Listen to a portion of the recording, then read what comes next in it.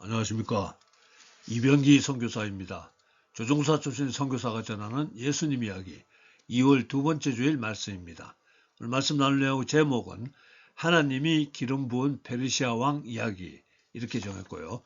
성경 말씀으로는 이사야 44장 27절에서 28절까지 기품에 대하여는 이르기를 마르라 내가 내 강물들을 마르게 하리라 하며 고레스에 대하여는 이르기를 내 목자라 그가 나의 모든 기쁨을 성취하리라 하며 예루살렘에 대하여는 이르기를 중건되리라 하며 성전에 대하여는 내 기초가 놓여지리라 하는 자니라. 오늘 본문으로 소개하는 이 성경 말씀은 하나님께서 이사야 선지자를 통해서 150년 후에 태어날 고레스라는 사람에게 선포하시는 말씀입니다. 무슨 뜻인지 모르겠지만 조금 후에 천천히 설명드리겠습니다.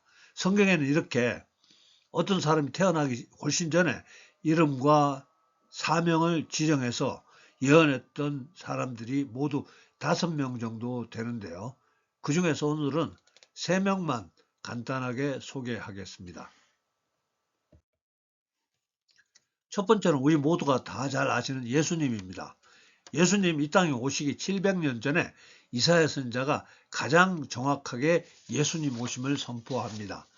이사야 9장 6절에 이는 한 아기가 우리에게 낳고 한 아들을 우리에게 주신 바 되었는데 그의 어깨에는 정사를 메었고 그의 이름은 기묘자라 모사라 전능하신 하나님이라 영존하시는 아버지라 평강의 왕이라 할 것임이라. 쉬운 말로 해석을 해드리면 장차 오실 그분은 온 세상을 다스리는 권세를 가지신 하나님이시며 놀라운 지혜와 전능한 힘을 가지고 우리를 돌보시며 우리 삶에 참된 평화를 주시는 아버지 같은 분이십니다. 이런 내용입니다. 천사가 처녀 마리아에게 나타나서 이렇게 말합니다. 보라 내가 잉태하여 아들을 낳으리니 그 이름을 예수라 하라. 자, 그 외에도 수십 개의 예수님에 대한 예언이 성경에 기록되어 있습니다. 예수님은 하나님이시지만은 인간 몸으로 이 땅에 오셔서 우리의 죗값을 십자가에서 다 갚으시고 즉 우리를 자기의 십자가 피값으로 사서 하나님의 자녀로 입양했다고 생각하면 우리를 하나님의 자녀로 입양했다고 생각하면 이해가 쉬울 것 같습니다. 태어나기도 전에 이름과 그가 감당해야 하는 소명이 예언된 사람으로 두 번째는 요시아라는 남유다 왕입니다. 그 남유다 요시아가 태어나기 300년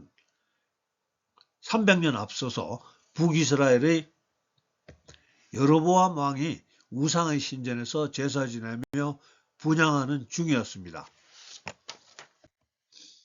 그때 한 선지자가 우상 신전에 들어와서 왕이 분향하는 제단을 향해서 이렇게 선포합니다. 열왕기상 13장 2절에 나중에 다윗의 집에, 다윗의 집이라는 말은 남유다를 말합니다. 왜냐하면 남유다의 왕들은 다윗 가문의 계보를 왕위를 이어가고 있었기 때문입니다. 다시 읽겠습니다. 요시아라 이름하는 아들을 낳으리니 그가 내 위에서 분향하는 산당 제사장을 내 위에서 제물로 바칠 것이요 또 사람의 뼈를 내 위에서 사르리라 하셨느니라 하고. 선지자의 예언은 왕이 우상에게 분향하는 그 제단에게 이렇게 선포합니다.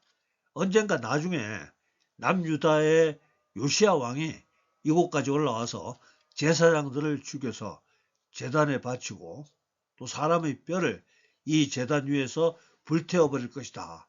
이렇게 선포하는 겁니다. 그리고 300년이 지나서 실제로 남유다의 요시아라 이름하는 왕이 북이스라엘 이곳까지 올라와서 우상을 다 때려 부수고 그곳 제사장들을 제단 위에서 죽여서 불살라 버리게 됩니다. 세 번째가 오늘 소개하는 고레스 왕입니다. 고레스 왕은 이스라엘 왕이 아니고 페르시아, 성경에서는 바사라고 부르고요. 지금 이란 땅입니다. 그 페르시아 왕이었지만 아주 특별한 왕입니다. 우리에게 특별한 감동을 주는 이야기가 되기를 기대하는데요. 이사야 선자는 기원전 700년경 남유다가 완전히 멸망하기 100년 전에 활동했고요. 오늘 본문 말씀은 남유다의 멸망과 회복에 대한 예언의 말씀 중에 그 가운데 들어가 있는 내용입니다. 그리고 이제 오늘 본문 말씀에 앞서서 하나님의 말씀이 이런 식으로 계속되고 있었습니다. 즉 우상을 숭배하고 범죄하는 남유다도 북이스라엘처럼 멸망해서 예루살렘이 아주 황폐해질 거다. 그러나 어느 정도 시간이 지나면 때가 되면 하나님께서 황폐한 예루살렘에 다시 사람들이 살게 할 것이고 또한 유다 성읍들은 중건되게 할 것인데 또한 하나님께서 그 황폐한 곳들을 복귀시킬 것인데 그리고 이어서 오늘 본문의 말씀이 나오게 됩니다. 하나님께서는 기품에 대하여는 이르기를 마르라 내가 내 강물들을 마르게 하리라 하며 고레스에 대하여는 이르기를 내 목자라 그가 나의 모든 기쁨을 성취하리라 하며 예루살렘에 대하여는 이르기를 중건되리라 하며 성전에 대하여는 내 기초가 놓여지리라 하는 자니라. 자, 성경 전체를 통해서 이 고레스라는 이름이 처음 등장하는 장면입니다. 자, 고레스 왕은 성경에서는 바사, 역사에서는 페르시아로 불려지는 대제국의 초대 왕이고요. 지금의 이란에서 시작된 나라입니다. 그리고 그 고레스 왕은 이사야가 지금 본문으로 예언한 때로부터 150년 후에 실제로 태어나게 됩니다. 여기서 잠깐 우리가 믿는 복음에 대해서 복습하는 시간 갖도록 하겠습니다. 복음은 우리에게 너무 중요하고 또 우리가 이 복음을 다른 분들에게 소개해야 하기 때문에 가끔씩 복습하는 것이 좋습니다. 하나님이 천지 창조했고 우리가 죄를 지었고 죄를 지은 우리는 고통과 죽음과 지옥의 형벌을 받아야 할 운명이었습니다. 우리를 사랑하시는 하나님이 인간의 몸을 가지고 이 땅에 오시고 예수님이시죠. 우리의 죄사함을 위해 십자가를 지시고 죽고 부활하셨다가 승천하시고 믿는 자들에게 영원 구원의 은혜를 주시고 성령으로 지금 우리와 함께 하셔 하나님 나라를 이루어가며 완전한 통치권 회복을 위해 다시 오실 날을 준비하신다. 이것이 복음입니다. 우리가 이 복음의 말씀만 100% 믿을 수 있다면 우리의 삶은 완전히 달라질 것입니다. 이 복음을 정말로 믿을 수만 있다면 사랑하는 가족들이나 친지들이 예수님을 몰라서 지옥 가는 일은 결코 없을 겁니다. 이 복음의 말씀을 정말로 믿는다면 우리 믿는 사람들이 우리 교회들이 결코 믿지 않는 세상 사람들의 비난받을 만한 행동을 결코 할 수 없을 거고요. 칭송을 받을 겁니다. 복음을 믿는 우리들 때문에 우리들의 가정과 또 나라와 세상이 좋은 쪽으로 변화해 갈 겁니다. 동의가 되시겠죠? 저도 솔직하게 복음에 대해서 믿음이 잘 안 가서 복음이 사실인 증거를 오랫동안 찾아다녔습니다. 복음이 진짜라는 증거가 많이 있지만 오늘은 성경의 통일성 하나만 생각해 보도록 하겠습니다. 성경은 인류의 시작과 앞으로 있게 될 종말까지의 대략을 기원전 1500년부터 기원 후 100년까지 1600년 동안 서로 알지 못하는 40명의 저자가 통일성 있게 그리고 일관되게 기록한 겁니다. 또한 복음이 사실인 증거 중에 하나인 성경의 통일성에 추가해서 성경의 예언 성취를 통해서도 복음이 사실인 것을 확인할 수 있음을 추가해서 소개하려고 합니다. 성경을 기록했던 1600년의 긴 시간 동안에 어떤 사람이 A라는 예언을 하고 200년 후에 또 다른 사람이 A라는 예언이 이루어졌다고 기록합니다. 그런데 A라는 예언이 이루어졌다고 기록한 그 사람이 다시 B라는 예언을 하고 300년이 지나 어느 날 또 다른 사람이 그 일이 이루어졌다고 기록하게 됩니다. 이런 식으로 기록하는 거예요. 아주 심하게 성경을 의심하는 사람들은 이 모든 게 거짓말이다 이렇게 주장하기도 합니다. 그런데 한번 솔직하게 생각해 보시죠. 어떻게 1600년의 시간을 두고 40명의 사람들이 거짓말을 연결해서 소설 같은 예언을 쓸 수 있겠습니까? 성경은 진실을 말하고 있습니다. 오늘 고레스의 이야기도 이사야가 선포했던 한 가지 예언이 150년 후에 성취된 것을 알려주고 있습니다. 근데 이상한 것은 다른 주제로 이야기가 연결되다가 27절에 뜬금없이 기품에 대하여는 이르기를 마르라 내가 내 강물들을 마르게 하리라 하며, 이 구절을 읽었던 모든 사람들이 도대체 이 말씀이 무슨 말씀인지 이해할 수 없었을 것입니다. 아마도 이사야 선지자도 자기가 무슨 말인 줄 모르면서 예언했을 것 같습니다. 성경만으로는 이 말씀이 무슨 뜻인지 도저히 알 수 없습니다. 최근에 와서야 역사 고고학자들이 고레스 왕을 연구하면서 깨닫게 됩니다. 이야기는 이런 겁니다. 이사야 오늘 그 예언 선포 후에 150년이 지나서 당시 작은 나라 페르시아 왕 고레스가 당시 중동을 지배하고 있던 대제국 바벨론을 점령하려고 쳐들어왔습니다. 그런데 바벨론 성은 성벽 두께가 7m, 성벽 높이가 20m, 그 안에는 20년 분량의 식량이 저장되어 있고 성벽 주변으로 유프라테스 강물을 끌어들여서 해자를 만들어 놓은 난공불락의 성이었습니다. 성안 궁중에서는 적군이 성을 포위하고 있었지만 너무 안심하고 파티를 열고 즐기고 있었답니다. 고레스의 군대는 성벽 밖에서 성안을 보호하며 흐르는 유프라테스 물줄기를 건너지 못하고 고민하다가 유프라테스 강물 상류로 올라가서 그 물줄기를 다른 곳으로 돌리고 성벽 쪽으로 흐르는 강물을 막아서 성벽 주변으로 물이 흐르지 못하게 하고 드디어 마른 땅을 걸어서 물이 성 안으로 들어가는 수로를 통해 성으로 진입해서 그 성을 점령했다고 합니다. 자, 이제 다시 음원은 27절로 돌아가 보겠습니다. 기품에 대하여는 이르기를 마르라 내가 내 강물들을 마르게 하리라 하며, 즉 유프라테스 강물의 물줄기를 돌려서 해자와 수로를 마르게 하고 그 마른 땅을 걸어서 쳐들어가게 한다는 예언이었던 것입니다. 놀랍지 않습니까? 자, 이에 이어서 28절로 고레스에 대하여는 이르기를 내 목자라 그가 나의 모든 기쁨을 성취하리라 하며, 예루살렘에 대하여는 이르기를 중건되리라 하며, 성전에 대하여는 내 기초가 놓여지리라 하는 자니라.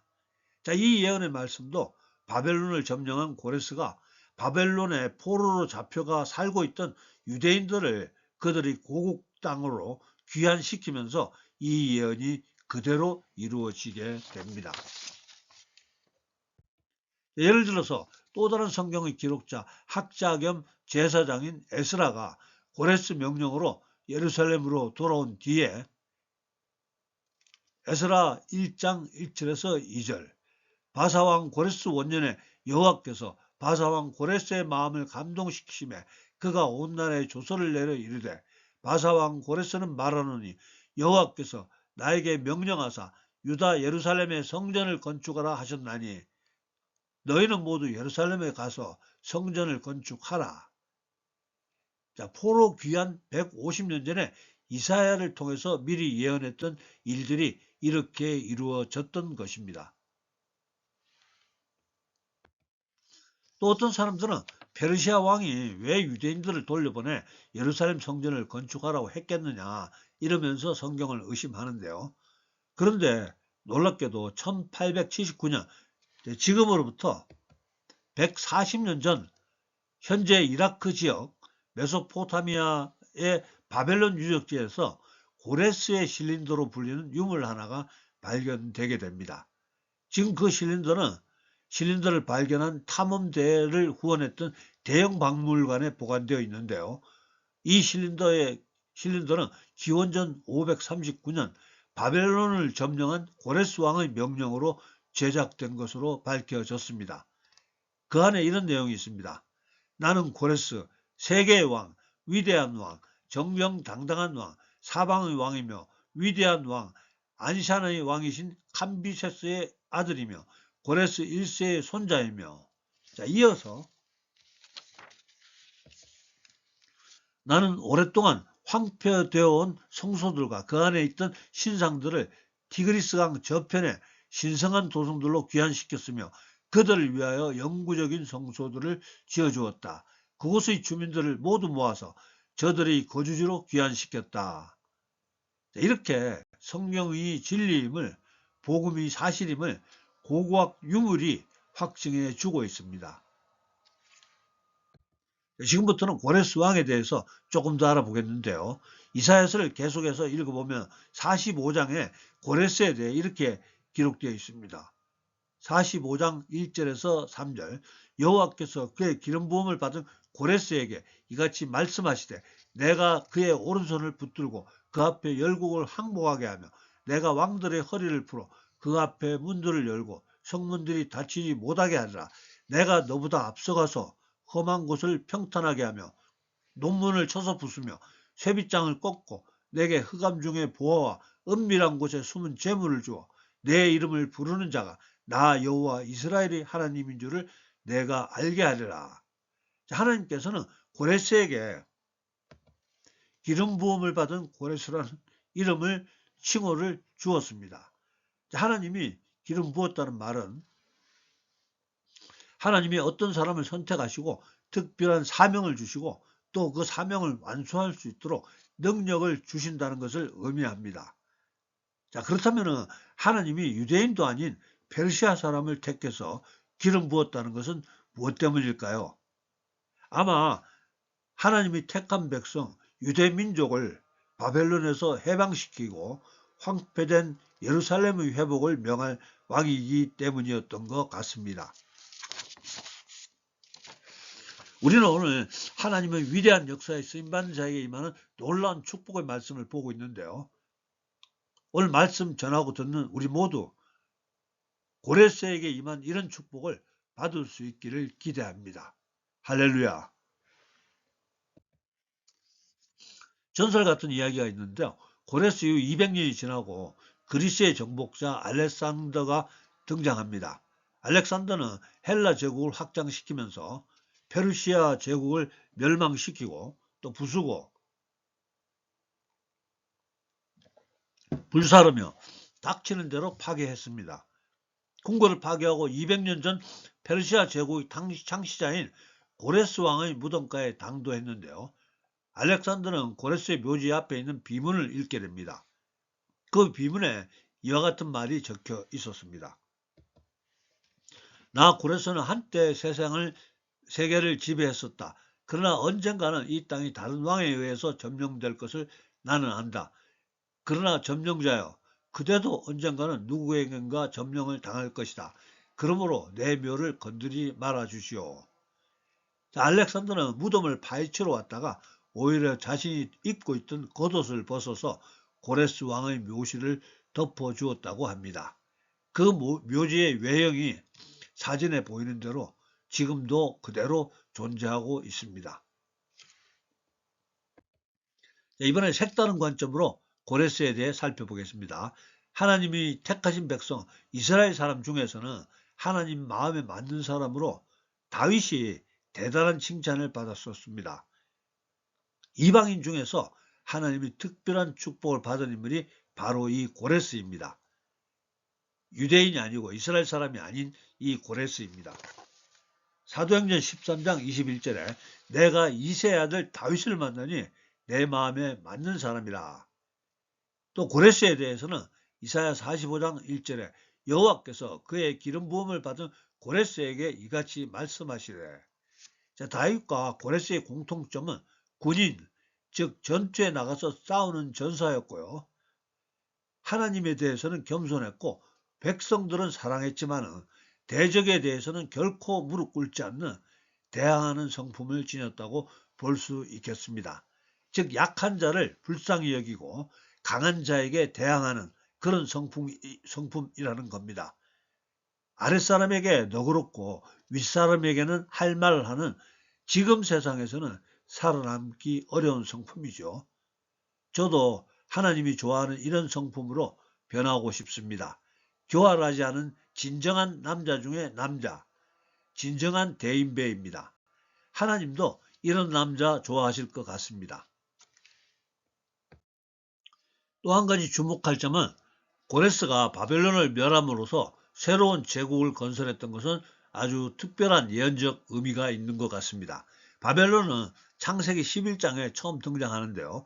그 땅에서 하늘에 닿는 탑, 바벨탑을 세움으로써 하나님을 대적했고요. 또 나중에 그 땅에서 일어난 바벨론 제국이 하나님의 나라 남유다를 침략 정복하고 예루살렘을 파괴했습니다.